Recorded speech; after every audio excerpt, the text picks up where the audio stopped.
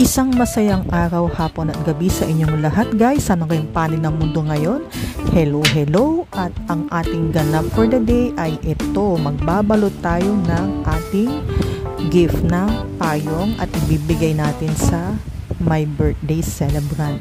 Since wala tayong gift wrapper, ito ang ating gagamitin. Itong katsa na knapsack. So, ayan, inaalis lang natin yung nasa taas nito at ito yung ibibigay natin sa kanya.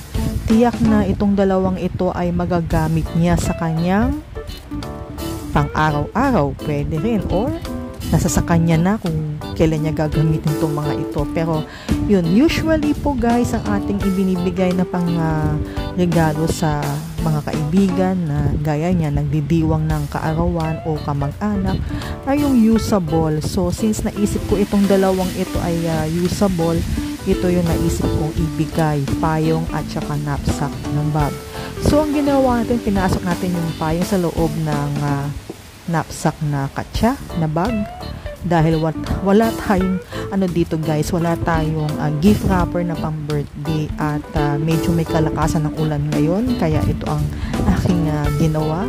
So pinasok ko sa loob at nirolyo ko parang lumpia.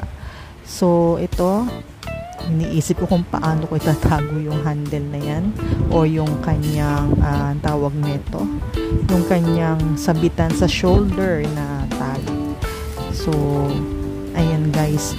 So hindi tayo nagbibigay guys ng mga regalo na like for example yung mga figurines, yung ganyan, o kaya yung mga album, kasi guys hindi siya nagagamit. Kumbaga kadalasan ay nasa isang tabi lang yung naibibigay natin ganyan. So mga ganito usually yan binibigay ko, mga baso ganyan, mga plato o kaya wallet.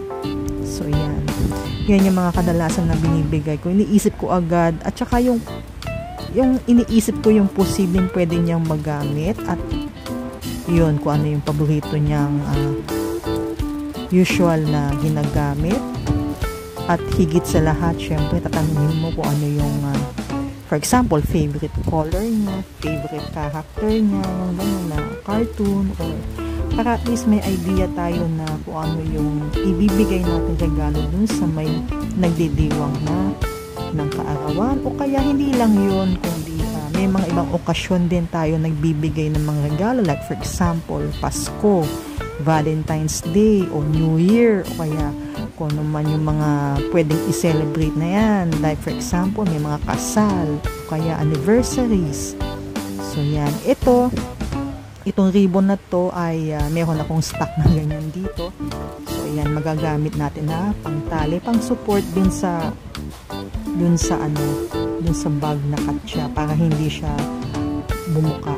So ayan, ganyan kong tinali yung regalong na yan. At saka ayan, idodoble natin yung nut niya, 8 nut ika nga. Ang tawag usually natin dito sa ganitong nut ay 8 nut.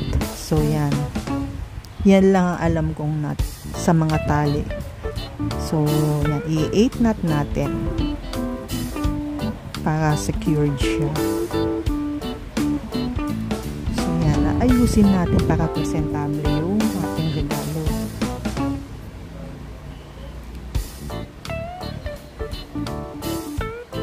So yun guys, kayo naman, ano po yung inyong usually na binibigay sa mga, for example, yung mga celebrant, o kaya may nag-anniversary, ano mga usually na binibigay niyo, o kaya yung for example, meron tayo pag Pasko, yung monita, yung ang tawag doon, di ba meron yung magbubunutan, and then may tema yung kada isang week hanggang sa pagdating sa Pasko ay nagregalo tayo ng isang item, for example something sexy, mga ganyan, di ba?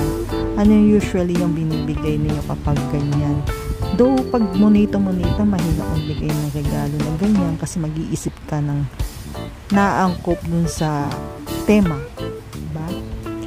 So, since na ito ay yung bibigay natin ay pang birthday, so, yan ang naisip ko at saka angkop na angkop sa panahon ngayon. Dahil paparating na ang mga tag-ulan. So, yan. So, ganyan lang yung aking gawa, yung aking regalo. So, ayan na, tapos na tayo. At maraming salamat po sa inyong lahat ng mga sumusubaybay ng aking channel. At dun sa lahat ng mga first timers, please don't forget to subscribe and pakihit na rin yung notification bell para notify kayo sa mga updated videos ko. Pwede nyo rin pong iwanan ng comments doon sa comment section. Yan, so ayan, maraming salamat po muli. And always stay safe and God bless.